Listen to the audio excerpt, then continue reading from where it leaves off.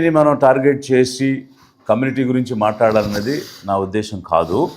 ఎందుకు కాదంటే అనేక మంది ఈ కమ్యూనిటీలో అంటే కమ్మ కమ్యూనిటీలో ఉన్న వారందరూ ఈ రాజ్యంలో బెనిఫిట్ పొందేశారని నేను చెప్పడం లేదు. ఎందుకనంటే only handful of people who are close to the NTR family or Nara family వాళ్ళు మాత్రమే అనేక రకాలైనటువంటి బెనిఫిట్స్ పొందుతున్నారు తప్ప యావత్ కమ్యూనిటీ వచ్చిందని అనేది నా ఉద్దేశం కాదు. ఆ మాటకు చెప్పాలంటే తెలుగుదేశం పార్టీ పర్టికులర్గా సిబిఎన్ లాంటి వారు కష్టాల్లో ఉన్నప్పుడు పక్కన నుండి దాన్ని నిలబెట్టి దానికోసం ఎంతో పని చేసినటువంటి వాళ్ళు అనేక మంది ఈ కమ్యూనిటీ వాళ్ళు ఉన్నారు. ఫర్ ఎగ్జాంపుల్ సుజనా చౌదరి లాంటి వారు. బట్ ఈరోజు వారేమి పార్టీని అడ్డం పెట్టుకుని పార్టీ ద్వారా ఎదగడం అనేది జరిగే పరిస్థితి కనిపించడం లేదు. అలా ఇంకా అనేక మంది పార్టీ కోసం పనిచేసినారు తప్ప పార్టీ నుంచి పొందినటువంటి వాళ్ళు కమ్యూనిటీ యాజ్ ఎ హోల్గా లేదు. బట్ హ్యాండ్ఫుల్ ఆఫ్ పీపుల్ అయితే మాత్రం ఖచ్చితంగా దాని ద్వారా లబ్ధి పొందుతూ ఎదుగుతూ వారు వందల వేల కోట్లకి ఎదుగుతున్న పరిస్థితి కనిపిస్తూ ఉంది. అయితే ఆంధ్ర రాష్ట్రంలో కమ్మ పాపులేషన్ ఎంత ఉంది అని అంటే లిటిల్ హయ్యర్ దెన్ 4%. అంటే ఇంచుమించు 22 లక్షలు మంది పాపులేషన్ ఉన్నారు. మరి మిగిలిన వాళ్ళ పాపులేషన్ ఎలా ఉంది? 2.3 crores బీసీస్ ఉన్నారు, 1 కోటి మంది ఎస్సీస్ ఉన్నారు, 50 లక్షల పైన మైనారిటీస్ ఉన్నారు, 35 లక్షలు ఎస్టీలు ఉన్నారు, ఇట్లా అనేక మంది ఉన్నారు. మరి బడుగు బలహీన వర్గాల పార్టీ అన్నప్పుడు ఆ పద్ధతిలో వీరందరికీ అవకాశాలు దొరుకుతున్నాయా? ఎమ్మెల్యేలుగా, ఎంపీలుగా, మినిస్టర్లుగా గనక మనం చూస్తే 8 మంది ఎమ్మెల్యేలు వీళ్ళ దామాషా ప్రకారం రావాల్సింది 2014-19లో కానీ ఇప్పుడు కానీ ఇంచుమించు 36 మంది కమ్మ ఎమ్మెల్యేస్ ఉన్నారంటే 4% ఉండాల్సిన దగ్గర 25 నుంచి 36% మంది ఎన్నికైనటువంటి ఎమ్మెల్యేలు ఉన్నారు. ఒక ఎంపీ స్థానానికి మాత్రమే వారికి అర్హత ఉన్న ప్రతి 14లో కానీ 24లో కానీ ఇంచుమించు 5 నుంచి 6 మంది ఎంపీలు ఉన్నారు. ఈవెన్ 2019లో ముగ్గురే గెలిస్తే అందులో 2 కమ్మకు చెందినటువంటి వాళ్ళు ఉన్నారు. మినిస్టర్స్ విషయాన్ని తీసుకుంటే 14-19 సందర్భంలో 6 మంది సీఎంతో కలిపి ఇదే కమ్యూనిటీకి చెందిన వారు మంత్రులుగా ఉన్నారు. ఇప్పుడు 5 మంది ఉన్నారు. వాస్తవంగా వారికి ఒకటే రావాలి. 11 మంది బీసీలు ఉండాల్సిన దగ్గర 8 మంది ఉన్నారు. 5 మంది ఎస్సీలు ఉండాల్సిన దగ్గర 2 ఉన్నారు. 2 మైనారిటీలు ఉండాల్సిన దగ్గర 1 ఉన్నారు. సో ఇదంతా నేను ఎందుకు చెప్తున్నానంటే ఒక పాడ్కాస్ట్లో నేను ఒక ప్యాటర్న్ జరుగుతూ ఉంది. ఎవరు అధికారంలో ఉంటే వారికి కావలసిన వాళ్ళకే పదవులు ఇచ్చుకోవడం, ఆ పదవులు ఇచ్చుకోవడం అనేది నామినేటెడ్గా ఇచ్చే పదవులు, అడ్వైజర్స్గా ఇచ్చే పదవులు, కాంట్రాక్ట్ వర్కులు, డబ్బులు సమకూర్చిపెట్టే పదవులు మాత్రమే కాదు, ఈవెన్ ఉద్యోగాలు, పోస్టింగ్స్ ఇవి కూడా వారికి సంబంధించినటువంటి వారికే ఇస్తారు. అందులో భాగంగా డిఎస్సి మీద ఒక చర్చ జరుగుతూ ఉంది. ఆ డిఎస్సి మీద జరుగుతున్నటువంటి చర్చలో వారికి కావలసిన వారికి ఇచ్చుకోవడానికే గైడ్లైన్స్ మారుస్తూ వచ్చారు అనేటువంటిది నేను మాట్లాడాను. కావలసిన వారు ఎవరు అని అంటే నాకు ఏపీపీఎస్సీ రిక్రూట్మెంట్లో ఒక పర్టికులర్ కేసు వచ్చింది. ఆ కేసు ద్వారా చౌదరి అని ఉంటే ఉద్యోగం ఇస్తున్నారు అనేటువంటి మాట కూడా నేను మాట్లాడాను. ఇక్కడ అన్ని అవకాశాలు వచ్చాయి, అధికారం వచ్చింది. అధికారం రావడానికి వీరు ఎన్నికల ముందు ఇచ్చినటువంటి హామీలు కానీ మాట్లాడిన మాటలు కానీ ఇది బీసీల పార్టీ, ఎస్సీల పార్టీ, ఎస్టీల పార్టీ, మైనార్టీల పార్టీ, బడుగు బలహీన వర్గాల పార్టీ అని చెప్పి అధికారం వచ్చాక ఆ రీతిలో వీరికి ఎక్కడైనా పదవులు వచ్చాయా, అవకాశాలు వచ్చాయా, కాంట్రాక్ట్స్ వర్క్స్ వచ్చాయా? ఇవేమి రాకపోగా జాబ్స్ ఇచ్చే దగ్గర కూడా ఒక పక్షపాతం అనేటువంటిది కనిపిస్తుంది అన్న అంశాన్ని నేను మాట్లాడాను. అందులో భాగంగా నేను రెఫరెన్స్ ఇచ్చినటువంటిది ఏంటంటే డిఎస్పి పోస్ట్ అనేది స్పోర్ట్స్ కోటాలో జయవర్ధన్ చౌదరి అనేటువంటి వ్యక్తికి ఇచ్చున్నారు. దీని మీద ఒక కంప్లైంట్ వచ్చింది, నా దృష్టికి కూడా తీసుకొచ్చారు. ఇది ఏమిటి అని అంటే ఈడబ్ల్యూఎస్ కోటాలో 8 లక్షలకు మించి ఆదాయం ఉంటే వాళ్ళు అర్హులు కాదు. బట్ ఈ పర్టికులర్ పర్సన్కి తండ్రి గవర్నమెంట్ జాబ్ చేస్తూ ఉన్నాడు, 8 లక్షల పైన ఆదాయం కలిగి ఉన్నాడు, అదేవిధంగా 5 ఎకరాల పైనే భూమి కలిగి ఉన్నారు. ఇలాంటి వ్యక్తి దొంగ సర్టిఫికేట్ తెచ్చి స్పోర్ట్స్ కోటాలో డిఎస్పి కొట్టారని లేఖి అనేటువంటి ఒక అనదర్ క్యాండిడేట్ ఒక కంప్లైంట్ ఫైల్ చేసింది. అంటే శాప్ చైర్మన్ ఇతను చౌదరి అని ఉన్నాడని చెప్పి డిఎస్పి పోస్ట్ ఇచ్చేశారు, అట్లా కావలసినట్టుగా ఇచ్చుకుంటున్నారు అన్న సబ్జెక్ట్ని డిస్కషన్ డిఎస్సికి సంబంధించి జరుగుతున్నటువంటి సందర్భంలో నేను మాట్లాడటం జరిగింది. అయితే దీన్ని ఐటీడీపీ అలాగే గౌరవనీయ లోకేష్ గారు కూడా మిస్అండర్స్టాండ్ చేసేసుకుని నేను డిఎస్పిలో మన డిఎస్సిలో పోస్టులు కమ్మవరకు ఇచ్చేశారా అని ఒక ప్రచారం చేశారు. ఇక్కడ నా సింపుల్ పాయింట్ ఏంటంటే, ఒక 100 సంవత్సరాల క్రితం కమ్మ కమ్యూనిటీ ఒక వ్యూహాన్ని చేసి ఆ వ్యూహం ద్వారా వీరు ఈరోజు అధికారంలోకి వచ్చి గత 40 సంవత్సరాలుగా తెలుగుదేశం అనేటువంటి ఒక పార్టీ ద్వారా కమ్మ రాజ్యాన్ని ఏర్పాటు చేసి ముందుకు వెళ్తూ ఉన్నారు. అన్ని రకాల అవకాశాలు పొందుతున్నారు. వారికి అది సాధ్యమైనప్పుడు అధికారానికి దూరంగా ఉన్నటువంటి అధిక జన సామాన్య పేదలు ఎందుకు ఆలోచించకూడదు అని నేను ఒక ఇన్స్పైరింగ్ సబ్జెక్ట్ లాగా మా పార్టీ యానివర్సరీలో పాజిటివ్గా నేను మాట్లాడాను. కమ్మ ఎక్స్పెరిమెంట్ని ఒక పాజిటివ్ నోట్లో అదొక ఇన్స్పిరేషన్గా తీసుకోండి అని నేను చెప్పాను. అయితే ఈ ఐటీడీపీ అలాగే గౌరవనీయ లోకేష్ గారు వారు భయంకరంగా వారికి ఇష్టం వచ్చినట్టు మాట్లాడి అనేక రకాలైనటువంటి సోషల్ మీడియాలో కామెంట్స్ చేయడం జరిగింది. ఇప్పుడు నేనేమంటానంటే, ఈ జయవర్ధన చౌదరికి ఫేక్ సర్టిఫికేట్తో మీరు స్పోర్ట్స్ కోటాలో తప్పుడు ఉద్యోగం ఇచ్చారా ఇవ్వలేదా, డిఎస్పీ అనేది ఇచ్చారా ఇవ్వలేదా, దీనికి ఏం సమాధానం చెప్తారు? రెండవది, వారు ఏం చెప్తున్నారంటే, ఈయన ఒక ఎక్స్-ఐఏఎస్ ఆఫీసరు, ఇతని వల్ల రాష్ట్రానికి ఎలాంటి ప్రయోజనం లేదు, పారిపోయారు అని గౌరవనీయ లోకేష్ గారు అంటున్నారు. మేమేమంటున్నామంటే, మా వల్ల రాష్ట్రానికి ప్రయోజనం ఉందా లేదా అనేది జనానికి తెలుసు. వేల మందికి ఓటు హక్కుని వాడుకునేటువంటి పరిస్థితి లేని సమయంలో వేల మందికి ఓటు హక్కు కల్పించినటువంటి ట్రాక్ రికార్డే కాకుండా వేల మందికి నివసించడానికి ఇళ్ల స్థలాలు ఇచ్చి, ఇల్లు కట్టించి, వ్యవసాయానికి భూములు ఇచ్చి, ఆసరా అని లక్షల మందికి అన్నం పెట్టి, లక్షల మందికి జ్ఞానాన్ని ఇచ్చి, లక్షల కుటుంబాలను వెలికి తీసుకొచ్చే అవకాశం ఒక ఐఏఎస్ ఆఫీసర్గా నాకు దొరికింది. It is a track record. నేను పదే పదే చెప్పాల్సిన అవసరం లేదు. రాష్ట్రానికి ప్రయోజనం ఉందా లేదా అన్నది జనమే చెప్తారు. అయితే పారిపోయారని చెప్తున్నారు. పారిపోవడానికి మేమేమైనా మోసకారులమా, దగాకోరులమా, దోపిడీదారులమా, బూర్జువాలమా, భూస్వాములమా, పెత్తందారులమా, పెట్టుబడిదారులమా? మేము జనానికి సేవ చేయడానికి వచ్చాం. మేము పారిపోలేదు. పారిపోయింది మీరు. రాష్ట్రమంతా అల్లాడిపోతూ ఉంటే, కోవిడ్లో కరోనా వచ్చి సరైనటువంటి బెడ్స్ దొరక్క, ఆసుపత్రిలో సరైనటువంటి వైద్యం దొరక్క అల్లాడిపోతుంటే హైదరాబాద్ పారిపోయి ఎక్కడున్నారో తెలియకుండా దాక్కున్నది మీరు.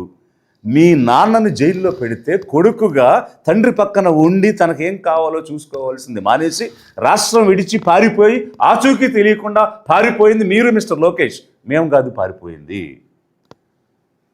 అధిక జనం ఆలోచించాలి.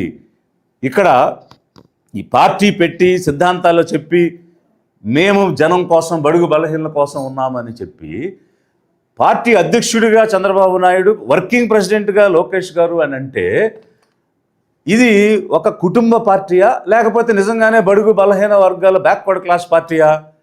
పార్టీ అయితే దేశంలో ఎక్కడైనా ఏదైనా పార్టీకి అధ్యక్షుడిగా అలాగే వర్కింగ్ అధ్యక్షుడిగా రెండు ఒకే కుటుంబం, తండ్రి కొడుకులు ఉండటం ఎక్కడైనా చూసామా? ఇవన్నీ మీ దగ్గర పెట్టుకుని కమ్మవాళ్ళు మాట్లాడారు, కమ్మ గురించి మాట్లాడారని మీరు అంటున్నారు. కమ్మగా చేస్తున్నారని ఎన్టీ రామారావు ఉన్నప్పుడు గజ్జెల మల్లారెడ్డి చెప్తున్నాడు. కమ్మగా చేస్తున్నారని ఇప్పుడు మీ ఎక్స్ మినిస్టర్ ఆదినారాయణ రెడ్డి చెప్తున్నాడు. నేనే చెప్పటమే కాదు. అయితే ఈ పాడ్కాస్ట్లో ఒక డిస్కషన్ ఏంటంటే, ఒక ప్యాటర్న్ జరుగుతుంది. ఏమిటా ప్యాటర్న్ అంటే, తెలుగుదేశం అధికారంలో ఉంటే అడ్వైజర్స్ కానీ, నామినేటెడ్ కానీ, అంటే నిధులుండి అధికారాలు ఉన్న పదవులన్నీనేమో కమ్మ వాళ్ళకు ఉంటాయి. విధులు లేనటువంటి పదవులేమో బీసీలకి, ఎస్సీ ఎస్టీ మైనారిటీలకి ఇస్తారు. ఇదే ప్యాటర్న్ వైసీపీ ఉంటే అవి రెడ్లకు ఇస్తారు, మిగిలినటువంటి బీసీ, ఎస్సీ ఎస్టీ మైనారిటీలకు ఇస్తారు. ఇది ఒక ప్యాటర్న్. టీడీపీ ఉంటే కమ్మాసు, వైసీపీ ఉంటే రెడ్డీసు అనేది జరుగుద్ది అన్న సందర్భం నేను చెప్పున్నాను. కాబట్టి మీ ద్వారా నేను అధిక జన పేదలను, సామాన్యులను, ఎస్సీ ఎస్టీ ఓబీసీ మైనారిటీలను, ఓసీల్లో ఉన్న కమ్మ, రెడ్డి పేదలను కూడా నేను కోరుతూ ఉన్నాను. వీరు ఒక వర్గానికి, తమకు కావలసిన వాళ్ళకి దోచిపెట్టడానికే వీళ్ళందరి ఓట్లు వాడుకుని అధికారంలోకి వచ్చి పనిచేస్తున్నారు తప్ప నిజంగా డిస్ట్రిబ్యూషన్ ఆఫ్ వెల్త్ కానీ డిస్ట్రిబ్యూషన్ ఆఫ్ పవర్ కానీ అంటే అధికార వికేంద్రీకరణ, ప్రతి వర్గానికి అవకాశాలు రావాలి, ప్రతి వర్గం నిర్ణయం చేసే అవకాశం ఇవ్వాలి, సంపద అన్నది ప్రతి వర్గానికి చేరాలి అన్న దృక్పథంతో ఎక్కడ పనిచేయటం లేదు అన్నది నా ఆలోచన. అందుకే లిబరేషన్ కాంగ్రెస్ పార్టీ స్థాపించాం. మన ఓటు మన కోసం వాడుకుని మనం ఎలా అధికారంలోకి రావాలని అధిక జనం ఆలోచించాలి తప్ప ఇంకా 80 సంవత్సరాలుగా ఈ పెట్టుబడిదారుల పార్టీలకే ఓట్లు వేసి వాళ్ళ ఆధిపత్యంలో, వాళ్ళ పెత్తనంలో, వాళ్ళ కిందే ఇంకా బానిసలుగా జీవిస్తామనే ఆలోచన మారండి. అందుకోసమే లిబరేషన్ కాంగ్రెస్ పార్టీ స్థాపించాము. నేను ఒక ప్రశ్న వేస్తే, ఒక సమస్య లేవనెత్తితే నేను అడిగిన ప్రశ్నకు సమాధానం చెప్పే దమ్ము మీ దగ్గర లేదు, సమాధానం చెప్పడానికి మీ దగ్గర ఆ జ్ఞానం లేదు, ఆ సబ్జెక్టు లేదు. అలాగే ఏదన్నా ఒక సమస్య గురించి మాట్లాడితే దాన్ని పరిష్కరించడానికి మీరు ప్రయత్నమూ చేయలేదు. కానీ ఏమంటారు అని అంటే జగన్ బ్యాచ్ అని అంటారు. అరే మాది ఒక political party, liberation Congress party అధ్యక్షుడిగా నేను మాట్లాడినప్పుడు నా పొలిటికల్ ఆలోచన విధానం ఏమిటి, మా పార్టీ సిద్ధాంతం ఏమిటని నేను మాట్లాడి దానికి అడిగితే దానికి మీరు సమాధానం చెప్పండి. మీరు సమాధానం చెప్పలేక మీ రెస్క్యూ కోసం, ఆసరా కోసం మీరు జగన్ను వాడుకుంటున్నారు. జగన్తో పనిచేయాలంటే ఆ పార్టీలో చేరతాం, కానీ మేము ఎందుకు స్వతంత్రంగా ఒక పార్టీ పెట్టుకుని ముందుకు వస్తాము?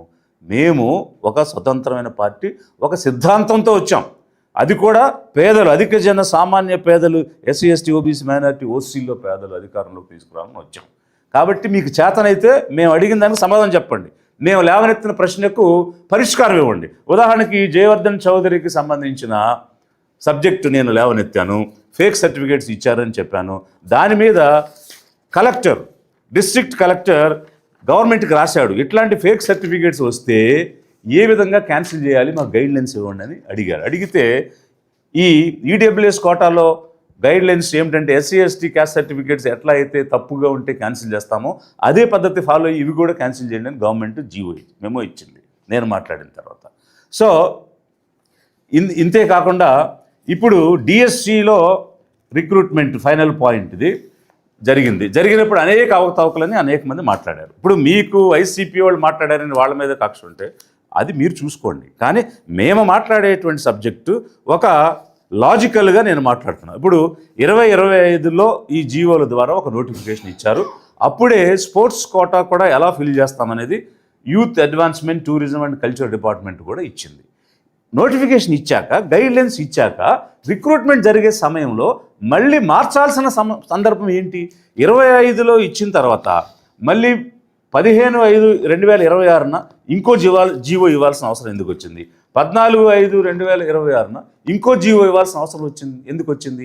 అప్పటికే రిక్రూట్మెంట్ స్టార్ట్ అయిపోయింది, సెలక్షన్ కూడా జరిగిపోయింది కదా. ఎక్కడైనా ఒక నోటిఫికేషన్ ఇచ్చినప్పుడు రిక్రూట్మెంట్ చేసే ముందు ఏ విధంగా మేము రిక్రూట్ చేస్తామని ఒక నోటిఫికేషన్ ఇస్తారు. అది ఒక సమగ్రమైన నోటిఫికేషన్ ఇచ్చారు.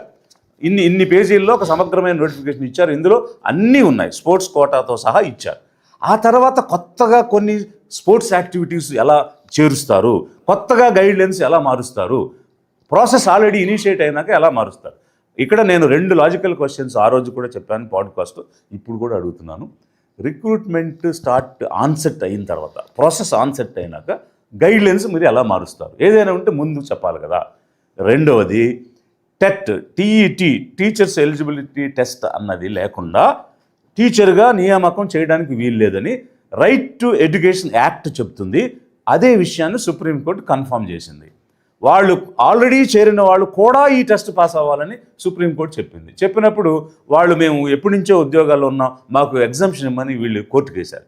కుదరదు, చట్టం ఒప్పుకోదు, కావాలంటే మీకు ఇంకో సంవత్సరం టైం ఇస్తాం, ఆగస్టు 2028 లోపు మీరు ఈ పరీక్ష పాస్ అయి తీరాల్సిందే అని సుప్రీంకోర్టు చెప్పింది. ఉన్నవాళ్లే పాస్ అయి తీరాలని చెప్పినప్పుడు కొత్తగా తీసుకునే వాళ్ళు ఖచ్చితంగా అందులో క్వాలిఫై అయితేనే కదా ఉద్యోగంలో చేరతారు. స్పోర్ట్స్ కోటాలో ఎలాంటి కాంపిటేటివ్ ఎగ్జామ్ లేకపోయినా కూడా, ఏ క్వాలిఫికేషన్ లేకపోయినా మీరు టీచర్స్గా చేరిపోవచ్చు అని ఇచ్చారు. అగ్రీడ్, స్పోర్ట్స్ని ఎంకరేజ్ చేద్దామని ఇచ్చారు, మంచి ఉద్దేశం అని అనుకుందాం. కానీ టీచర్ ఎలిజిబిలిటీ టెస్ట్ అయితే పాస్ అయితే తీరాలిగా, దానికి ఎగ్జామ్షన్ లేదుగా. అది చట్టానికి పైన జీవోలు ఇవ్వగలమా? చట్టం మీద ఇచ్చిన జీవోలు నిలబడతాయా? నిలబడవు కదా. చట్టం పైన ఉంటుంది, దాని కింద జీవోలు ఉంటాయి. చట్ట పరిధిలో జీవోలు ఉండాలి, కానీ జీవో పరిధిలో చట్టాలు ఉండవు కదా. అందుకే నేను చెప్తున్నాను, పీఈటీలు తప్ప స్పోర్ట్స్ కోటాలో మీరు ఇచ్చిన ఉద్యోగాలు ఏవి నిలబడవు. ఆ టీచర్లందరూ ఉద్యోగాలు కోల్పోతారు. వారికి టీఈటీ లేదు కాబట్టి, పీఈటీ అంటే ఫిజికల్ ఎడ్యుకేషన్ టీచర్ గురించి నేను చెప్తున్నా. ఫిజికల్ ఎడ్యుకేషన్ వాళ్ళకి టీఈటీ కంపల్సరీ కాదు, కానీ science, social, Telugu, Hindi, English మిగిలిన అన్ని సబ్జెక్ట్స్కి టెట్ అనేది కంపల్సరీ. టెట్ లేకుండా మీరు స్పోర్ట్స్ కోటాలో ఇచ్చిన ఉద్యోగాలు చల్లవు, అవి నిలబడవు, వాళ్ళందరూ ఆ ఉద్యోగాలు కోల్పోతారు. ఎందుకంటే అది చట్టానికి వ్యతిరేకం. మీ జీవో కూడా నిలబడదు, ఎందుకంటే చట్టం పైన జీవో నిలబడదు. చట్టం లోపలే జీవో ఉండాలి. ఈ 2 పాయింట్స్ నేను క్వశ్చన్ చేశాను, ఈరోజు కూడా క్వశ్చన్ చేస్తున్నాను. ఐటీడీపీలో ఎవరైతే వెంటబడి రకరకాలుగా మాట్లాడేటప్పుడు కొంచెం మంచి భాష మాట్లాడవచ్చు కదా, మనందరం మనుషులమే కదా, ఎందుకు దుర్మార్గంగా మాట్లాడుకోవాలి, ఎందుకు బూతులు అనుకోవాలి? దాని నుంచి ఎలాంటి వైకేరియస్ సాటిస్ఫాక్షన్ మీకు వస్తుంది? ఏం సాధిస్తారు దానివల్ల? ఏ సభ్య సమాజంలో సంస్కారంగా మాట్లాడుకోకూడదా? దానివల్ల ఇప్పుడు నేను తప్పు చెప్తున్నాను, నేను తప్పుని ఎత్తి చూపిస్తున్నాను. కమ్మటి రాజ్యం ఇది, కమ్మ రాజ్యం ఇది, కమ్మ పాలన సాగుతుందని చెప్తున్నాను. అందరూ అది కాదంటే మీరు చెప్పండి. నేను దానికి చాలా ఉదాహరణలు ఇచ్చాను.